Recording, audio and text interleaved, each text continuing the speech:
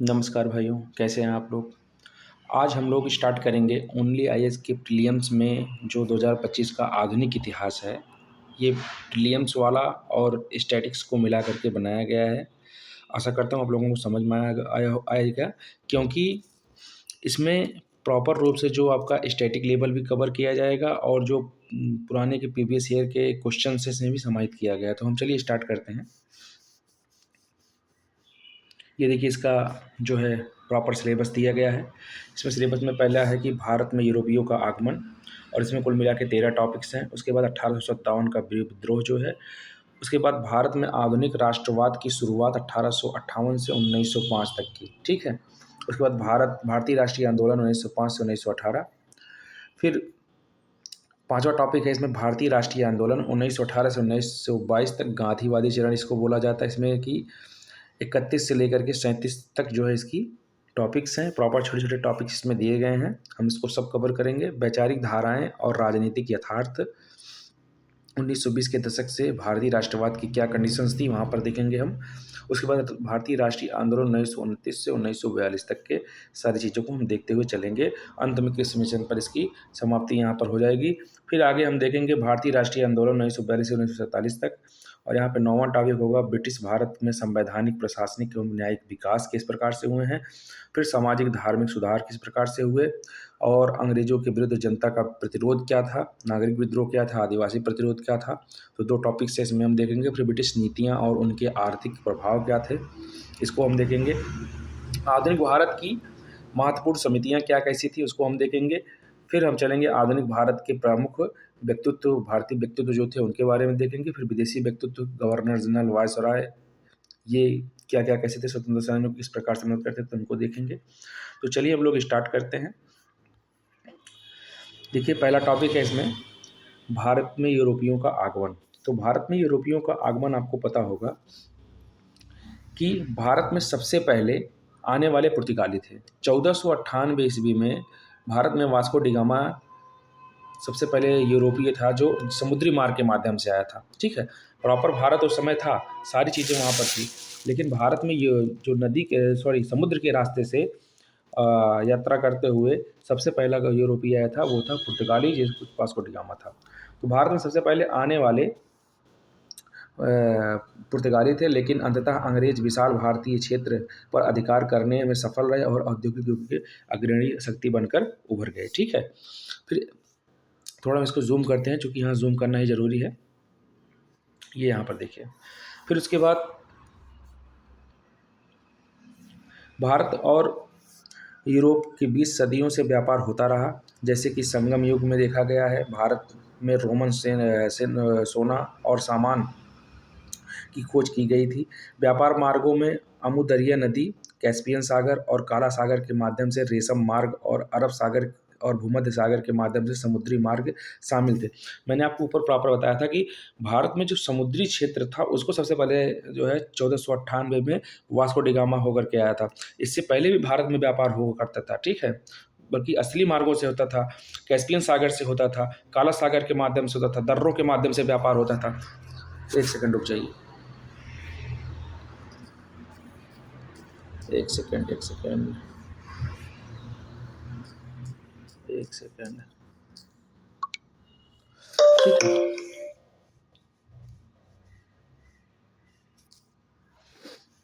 ठीक है, ये डिवाइस ऑटो लॉक हो गया था, इसी कारण दिक्कतें आ रही थी। चलिए फिर अगला देखते हैं।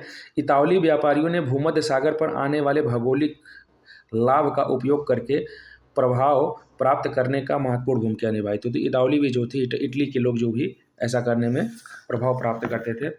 देखिए क्या रिकॉर्डें आ रही हैं यार, एक ही सेकंड रुक जाइए, ठीक है। उसके बाद यहाँ पर हम कंडीशंस देखेंगे ऊपर में। यहाँ पर देखिए, जैसे देखिए यहाँ पर भारत में यूरोपियों का आगमन, ठीक है। तो विवरण यहाँ पर ऊपर दिया गया। उसके बाद पुर्तगाली ईस्ट इंडिया कंपनी किस प्रकार से आई, डच ईस्ट इंडिया कंपनी की इस प्रकार से आई, फिर ब्रिटिश ईस्ट इंडिया, फिर डेनिश, फिर फ्रांसीसी। इसके लिए प्रॉपर में एक ट्रिक है, PDEF, पुर्तगाली, डच, और फिर उसके बाद यहाँ पर ब्रिटिशर्स और फिर फ्रेंच, ठीक है। तो ये चीज़ें यहाँ पर मैंने इसको प्रॉपर रूप से ट्रिक बनाया, बहुत लोग इस ट्रिक को जानते हैं।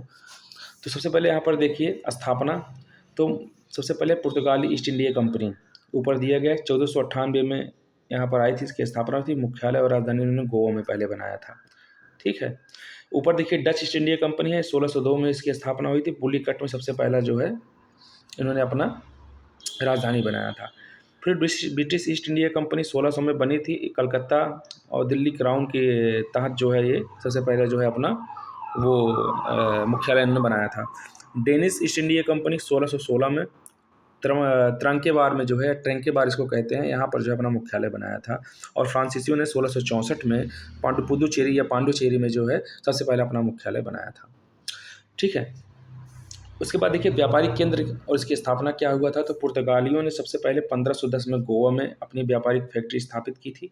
उसके बाद कोचीन को 1503 में किया था, दीव को 1535 में किया था, बसीन को 1534 में किया था, कन्नौर को 1501 में किया था और कालीकट को 1500 में किया था। तो ये प्रॉपर सीक्वेंस है। आप इसको चाहे तो ट्रिक बना करके भी तैयार कर सकते हैं, वैसे भी आप कर सकते हैं। तो गोवा, कोचीन, गोवा में 1510 विथ टाइम पीरियड के साथ आपको याद करना होगा, जो कि मिलान करने के लिए भी पीसीस वगैरह में आता है या आर में आता है। तो 1510 में गोवा में, कोचीन 1503 में, ठीक है, दीव 1535 में, बसीन 1534 में, कन्नौर 1501 में और कालीकट 1500 में, ठीक। उसके बाद देखिए यहाँ पर डच ईस्ट इंडिया कंपनी, इसके नीचे देखिए इन्होंने पुलिकट में पहला जो है 1609 में बनवाया था, सूरत में 1616 में बनवाया था, कोचीन में 1663 में बनवाया था, चिंसुरा ये वेस्ट बंगाल में चिंसुरा है और 1653 में इन्होंने बनवाया था। तो देखिए प्रॉपर तौर पे देखिए जहाँ जहाँ पुर्तगालियों ने अपनी फैक्ट्री स्थापित की थी, इस प्रकार से डचों ने भी अपनी फैक्ट्री स्थापित की थी। प्रॉपर मैकेनिज्म देखिए यहाँ पर मिल रहे हैं इन क्षेत्रों में। अब भारत में जब इनकी हम गणना करेंगे तो इस हिसाब से जो है यहाँ पर आप इनको यहाँ पर लगा करें, टाइम पीरियड के हिसाब से याद करेंगे तो आपको प्रॉपर रूप से जल्दी याद होगा, ठीक है।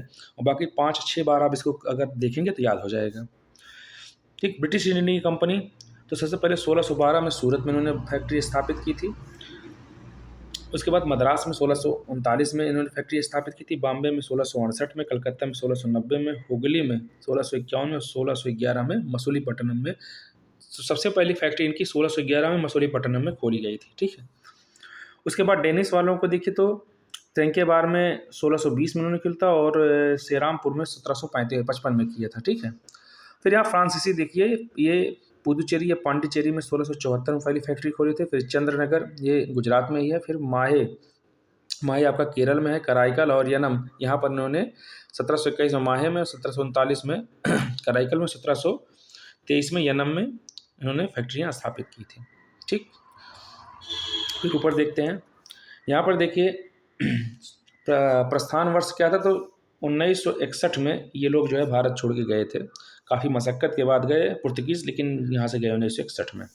1825 में यहाँ पर जो है 1825 में जो है, एक सेकंड रुक जाइए, 1825 में, हाँ आप ठीक है, 1825 में ये डच यहाँ से चले गए थे अपनी सारी फैक्ट्री अंग्रेज़ों को दे करके। फिर 1858 में क्राउन का शासन आया था और 1947 में भारत छोड़ दिए थे ये भी। और 1845 में डेनिस ने जो है अपना सब कुछ दे करके यहाँ पे चले गए थे। फिर 1954 में भारतीय यहाँ से चले गए थे, फ्रांसीसी यहाँ से चले गए थे, ठीक है। फिर देखिए पहला कारखाना ये कालीकट में जो है 1500 ईस्वी में सबसे पहला कारखाना पुर्तगीज़ ने खोला था, वास्को डी गामा के नेतृत्व में। 1605 में मसूलीपट्टनम में इन्होंने सबसे पहला कारखाना खोला। यहाँ पर देखिए 1611 मसूलीपट्टनम दिया गया यहाँ फैक्ट्री के, लेकिन कारखाना पहले 1605 में ही खोला गया था। सूरत में अस्थायी कारखाना 1613 में खोला गया था और मसूलीपट्टनम में 1611 में खोला गया था। एक 1612 में भी खोला गया था, लेकिन वो अस्थायी था। 1613 में अस्थायी मान लीजिए उसको। फिर ट्रंकेबार तंजौर में के पास 1620 में जो है इन्होंने पहला जो है कारखाना खोला था। और भारत में पहला कारखाना सूरत में 1668 में इन्होंने खोला था, जिसने फ्रांसीसियों ने। तो आई होप इतना आप समराइज़ करके पढ़ेंगे तो ये सारी चीज़ें जो है आपको यहाँ पर एक ही जगह याद हो जाएंगी। प्रॉपर वे में देखिए इस चार्ट के हिसाब से आप तैयार करेंगे तो आपको तैयारी अच्छी होगी। देखिए ये आप इतना मैटर जो देख रहे हैं बहुत बड़ा मैटर है। जब आप शुरू में पढ़ाई करेंगे तो मैटर ये बहुत बड़ा है, लेकिन आपको इतना समराइज़ करके दे दिया गया है। 2 दिन, 4 दिन, 6 दिन, 8 दिन, 10 दिन इसको लगेगा। उसको बढ़िया से देख कर के चार्ट आप जहाँ पढ़ते हैं वहाँ रख लीजिए, इसको देखते रहिए, देखते देखते याद हो जाएगा। फिर आगे देखते हैं, पुर्तगाली भारत में सबसे पहले क्यों पहुँचे, ठीक है। तो पोप का अधिकार देखिए, यहाँ पर लिखा है कि पुर्तगाल के राजकुमार हेनरी को वर्ष 1454 में पोप निकोलस पंचम द्वारा एक अधिकार पत्र दिया गया था, जिससे उन्हें भारत तक पूर्वी तटों की खोज का अधिकार इनको मिल गया था। तो पोप के द्वारा जो है भारत तक के 1454 में, देखिए यहाँ एक चीज़ आप लेकर सोच रहे होंगे, 1498 में भारत में वास्को डी गामा आया था। अब हमारी किताबों में लिखा गया है कि भारत की खोज जो है 1498 ईस्वी में वास्को डी गामा ने किया था। यदि भारत की खोज 1498 ईस्वी में वास्को डी गामा ने किया होता तो 1454 में भारत तक जाने के लिए पोप क्यों अधिकार देता उनको? इसका मतलब कि भारत पहले से था, प्रॉपर रूप से भारत के बारे में लोग जानते थे। होता क्या था कि पहले अरब के माध्यम से भारत से मसालों का व्यापार होता था, और बिचौलिए जो थे यहाँ पे वो अरब व्यापारी थे। अरब व्यापारी क्या करते, भारत से सस्ते माल लेकर के और इंग्लैंड में ठंडे प्रदेशों में जो है मसालों को बेचते थे। इन मसालों का व्यापार बहुत भारी पैमाने पर होता था, और पुर्तगीज चूँकि वो ठंडे प्रदेश में थे और मांस वगैरह खाते थे, तो उनको मसाले की आवश्यकता पड़ती थी। तो उन्होंने सोचा कि ये लोग भारत से जो है ले आ करके हमको ला करके जो है हमको महंगे सामान बेच रहे हैं, इस कारण हमें एक ऐसा काम करें कि हम भारत से व्यापार करें। जब ये भारत से व्यापार करने आए तो रास्ते में इनको जो है रोक दिया गया था, युद्ध हुआ, कुछ दुनिया पर अधिकार हो गया, तो इनका सारा का सारा रास्ता ब्लॉक हो गया। जब रास्ता ब्लॉक हो गया तो उन्होंने नए समुद्री मार्ग की खोज किया, और वहाँ से जो है 1498 में वास्को डी गामा जो है वहाँ भारत के समुद्री मार्ग की खोज किया था, ठीक। उसके बाद यहाँ पर देखिए टॉर्डेसिलस की संधि 1449 में, या टॉर्डेसिलस की संधि 1494 इसको कहा जाता है, सॉरी मैंने 49 पढ़ा था, तो 1494 टॉर्डेसिलस की संधि होती के अनुसार 1497 में पुर्तगाल और स्पेन ने गैर ईसाई दुनिया को केप वर्डे द्वीप समूह से 1300 मील पश्चिम में अटलांटिक में एक काल्पनिक रेखा द्वारा विभाजित किया।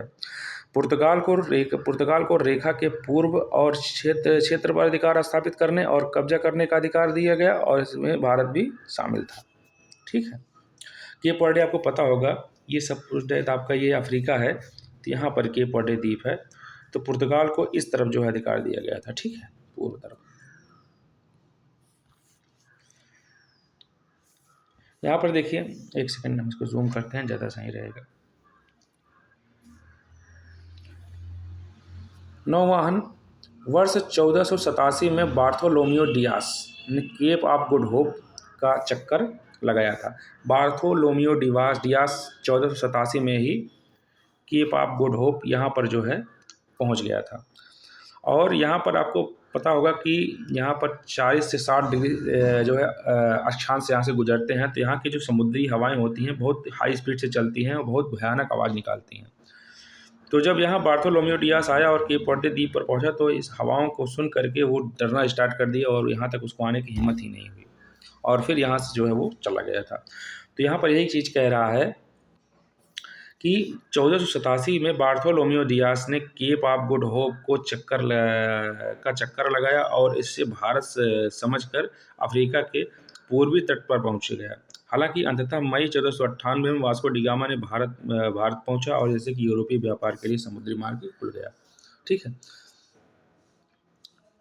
फिर यहाँ पर देखिए भारत में प्रमुख पुर्तगाली, पहले वास्को डी गामा देख लीजिए। 1498 में अब्दुल मजीद नामक एक गुजराती नाविक के नेतृत्व में भारत पहुंचा, और उससे जमोरिन कालीकट के शासक थे, उससे मित्रवत स्वागत किया, जिसके माध्यम से वह काली मिर्च के व्यापार से भारी मुनाफा हासिल कर लिया। और 1501 में पुनः भारत आया और कन्नौर में एक व्यापारिक कारखाना स्थापित किया। तो 1501 में कन्नौर में एक व्यापारिक कारखाना वास्को डी गामा ने स्थापित करवाया था। वास्को डी गामा ने 3 बार भारत का दौरा किया, 1498 में, एक 1501 में, एक 1524 में। उसके तीसरी बार आगमन के 3 महीने बाद 1524 में कोचीन में उसकी मृत्यु हो गई, ठीक है। उसके बाद पेड्रो अल्वारेज कैब्रॉल ने मसालों के व्यापार के लिए यात्रा शुरू की, और सितंबर 1500 में कालीकट में एक कारखाना स्थापित किया। 1501 में किसने स्थापित किया था? तो 1501 में वास्को डी गामा ने स्थापित किया था। कहाँ स्थापित किया था? तो कन्नौर में स्थापित किया था। और उसके बाद कालीकट में 1500 ईस्वी में किसने? अब पेड्रो अल्वारेज कैब्रॉल ने स्थापित किया था कारखाना, ठीक, मसालों के व्यापार के लिए। जब कालीकट में पुर्तगाली कारखानों पर हमला किया गया तो संघर्ष शुरू हो गया, जिससे पुर्तगाली हताहत हुए। जवाबी कार्रवाई में कैब्रोल ने अरब व्यापारिक जहाज़ों को जब्त कर लिया। कारण यह था कि व्यापारी यहीं से अरब व्यापारी व्यापार करते, तो जब पुर्तगाली इस तरफ से आकर के यहाँ पर मसालों के व्यापार करना स्टार्ट किया तो उनको ख़राब लग गया, तो उन्होंने हमला कर दिया, ठीक है। तो जवाबी तौर पर कैब्रोल में हमला किया, जिससे जान माल का काफ़ी नुकसान हुआ, माल जब्त कर लिया गया और जहाज़ों को जला दिया गया। कैब्रोल द्वारा कालीकट पर बमबारी की गई थी, ठीक है। संघर्ष के बावजूद कैब्रोल ने बाद में कोचीन और कन्नौज में स्थानीय शासकों के साथ सफलतापूर्वक बातचीत की, ठीक है। क्योंकि दोनों जगह कारखाना था, तो कोचीन और कन्नौज दोनों में, कोचीन नहीं, कालीकट में कारखाना था, कोचीन में जो है यहाँ पर उसकी मृत्यु हुई थी वास्को डी गामा की। तो कोचीन और कन्नौज स्थानीय शासकों से सफलतापूर्वक बातचीत की गई और फ्रांसिस्को डी अल्मीडा यहाँ पे आ गए। वर्ष 1505 में पुर्तगाल के राजा फ्रांसिस्को डी अल्मीडा को भारत का गवर्नर नियुक्त किया गया। 1505 पुर्तगाल के राजा ने फ्रांसिस्को डी अल्मीडा को भारत का गवर्नर नियुक्त किया। अल्मीडा का मिशन पुर्तगाल स्थिति को मजबूत करना, मुस्लिम व्यापार को नष्ट करना, अदन, हॉर्मुज, मलक्का पर कब्जा करना तथा अंजादिवा, कोचीन, कन्नौज और किलवा में किले बनाने की सलाह उन्हें दी गई थी, ठीक है। जबूरिन के विरोध और मिस्र के मामलुक सुल्तान की धमकी का सामना करना पड़ा। वेनिस के व्यापारियों के समर्थन से मिस्र वासियों ने पुर्तगाली हस्तक्षेप का मुकाबला करने के लिए एक बड़ा बेड़ा खड़ा किया। 1507 में मिस्र और गुजरात की संयुक्त सेना द्वारा दीव के पास एक नौसैनिक युद्ध में एक पुर्तगाली स्क्वाड्रन को हरा दिया गया, जिसके परिणामस्वरूप अल्मीडा के बेटे की मृत्यु हो गई थी। क्योंकि यहाँ पर जबूरिन में विरोध करने लगा था इनका। अल्मीडा ने वर्ष 1508 में दोनों नौसेनाओं को कुचलकर अपनी हार का बदला लिया। अल्मीडा का उद्देश्य ब्लू वाटर पॉलिसी या कार्टेज सिस्टम को लागू करके पुर्तगालियों को हिंद महासागर का स्वामी बनाना था, ठीक है। तो आई होप ये समझ में आ गया होगा। तो यहाँ पर अल्मीडा जो है में भी मुझको दिखाई दे रहा है कि पुर्तगाली उपनिवेशवाद का पहला प्रभुत्वकर्ता फ्रांसिस्को डी अल्मीडा था, ठीक है, फ्रांसिस्को डी अल्मीडा। फिर यहाँ पर देखिए, ब्लू वाटर नीति हिंद महासागर की किलेबंदी थी, न कि हिंद महासागर में पुर्तगाली व्यापार की स्थापना के लिए था। पुर्तगाली व्यापार की स्थापना का कोई उद्देश्य इनका नहीं था, सिर्फ इनका जो नीति थी वो हिंद महासागर में किलेबंदी करनी थी। कार्ड्स प्रणाली पुर्तगाली ईस्ट इंडिया कंपनी की एक लाइसेंसिंग प्रणाली थी, जिसका उपयोग हिंद महासागर में व्यापार को नियंत्रित करने के लिए किया जाता था, ठीक है। उसके बाद यहाँ पर देखिए, फ्रांसिस्को डी अल्बुकर्क अगला आया। अल्मीडा तो यहाँ पर जो है ब्लू वाटर पॉलिसी लेकर के चला आया। फिर फ्रांसिस्को डी अल्बुकर्क आया। अल्फांसो डी अल्बुकर्क, आपको पता होगा अल्फांसो आम यहाँ पर है, तो उसी से आप अल्फांसो डी अल्बुकर्क या अल्बुकर्क डायरेक्टली याद कर लीजिए। तो अल्फांसो डी अल्बुकर्क भारत में पुर्तगाली गवर्नर के रूप में सफल हुए और उन्हें पुर्तगाली शक्ति का वास्तविक संस्थापक माना जाता है। अल्मीडा को नहीं माना जाता। अल्मीडा वास्तविकता में उन्होंने युद्धों को हराया था, संयुक्त सेना को, कोचीन पर अधिकार किया था, ठीक है, सब कुछ किया था, ब्लू वाटर पॉलिसी उन्होंने स्थापित किया था, लेकिन वास्तविक संस्थापक जो है वो अल्बुकर्क को माना जाता है। हिंद महासागर पर पुर्तगाली नियंत्रण बनाए रखने के लिए हॉर्मुज, मालाबार, मलक्का के साथ साथ लाल सागर में सफलतापूर्वक अड्डे स्थापित के लिए जो काम अल्मीडा को दिया गया था, पुर्तगाल के राजा ने दिया था, वो काम अल्बुकर्क ने किया था, ठीक है। उन्होंने अन्य जहाज़ों के लिए कार्ड सिस्टम शुरू किया, तो इम्प्लीमेंटेशन इस व्यक्ति ने किया था। तो कार्ड सिस्टम को इम्प्लीमेंटेशन किसने किया था? तो अल्बुकर्क ने किया था। शुरुआत किसने किया था? तो अल्मीडा ने किया था।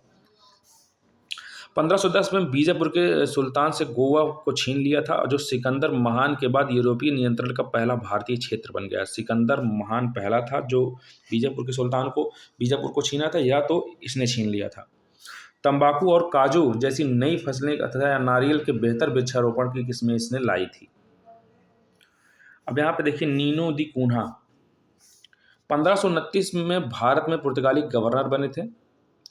1530 में पुर्तगाली सरकार का मुख्यालय कोचीन से गोवा स्थानांतरित कर दिया गया था।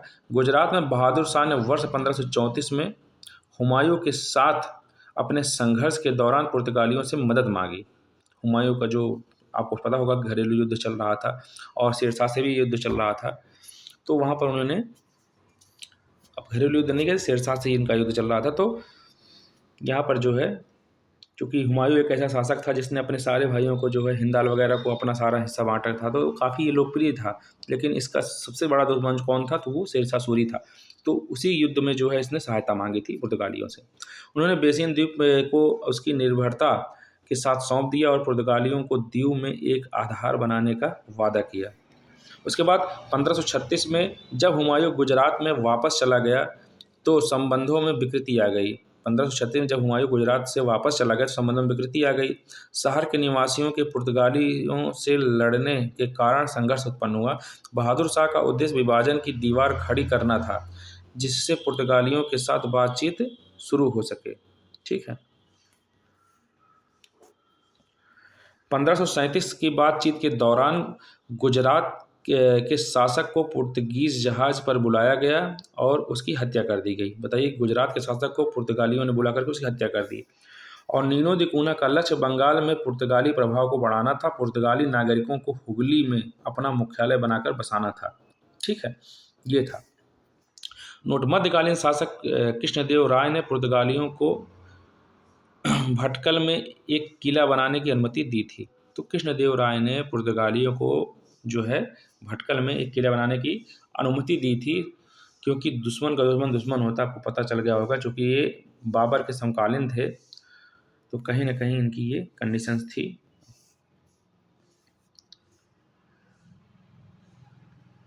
एक सेकंड। उसके बाद यहाँ पर देखिए पुर्तगालियों के आधीन भारत का प्रशासन, भौगोलिक विस्तार। एक सेकंड। पुर्तगालियों के आधीन भारत का प्रशासन, भौगोलिक विस्तार। तो उनके नियंत्रण में महत्वपूर्ण क्षेत्र जैसे गोवा, मुंबई, दमन, दीव, साथ ही दक्षिण में व्यापारिक चौकियां तथा पूर्व तट की सैन्य चौकियां जैसे चेन्नई में सैनथोम और तमिलनाडु के नागपट्टिनम में, यहाँ पर इन लोगों का अधिकार था। ठीक।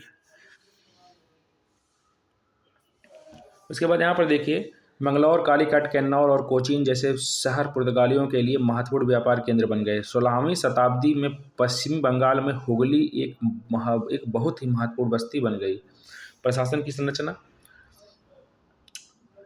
तो वायसराय प्रशासन का प्रमुख होता था। उसका कार्यकाल 3 वर्ष का होता था पुर्तगालियों को कॉन्सेप्ट में। बाद के वर्षों में वायसराय को सचिव के साथ साथ एक परिषद का भी समर्थन प्राप्त था। वेदोर द फजेंडा दूसरा सबसे महत्वपूर्ण अधिकारी था, जो राजस्व कार्गों और बड़े बेड़े के प्रेषण के लिए जिम्मेदार था। कार्गो या फैक्टर्स की सहायता से कप्तानों को पुर्तगाल के अधीन किलों पर नियंत्रण था। तो इनका जो है प्रॉपर प्रशासनिक ढांचा था, इसके बारे में बताया गया। धार्मिक नीति इनकी क्या थी, तो अपने सभी क्षेत्रों में ईसाई धर्म के प्रचार करना, मुसलमानों का विरोध करना। पुर्तगाली शुरू से ही हिंदू के प्रति सहिष्णु थे, लेकिन बाद में उन्होंने धर्मांतरण का बढ़ावा देने के लिए हिंदुओं पर अत्याचार करना शुरू किया।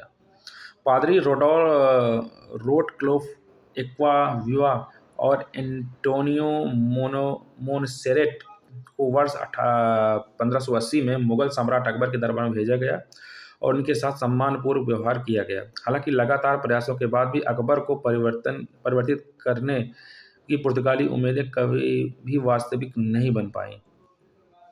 ठीक है।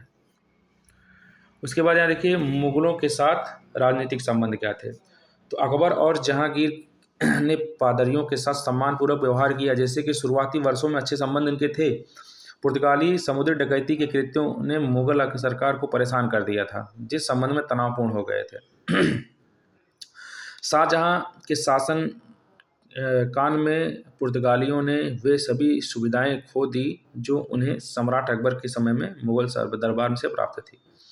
और 24 जून 1632 में हुगली पर मुगलों की घेराबंदी शुरू हो गई और जिसके परिणाम स्वरूप 3 महीने बाद हुगली पर कब्जा इनके द्वारा कर लिया गया। तो मुगलों को इन्होंने शुरू से दबाया था और हुगली पर इनके द्वारा कब्जा कर लिया गया।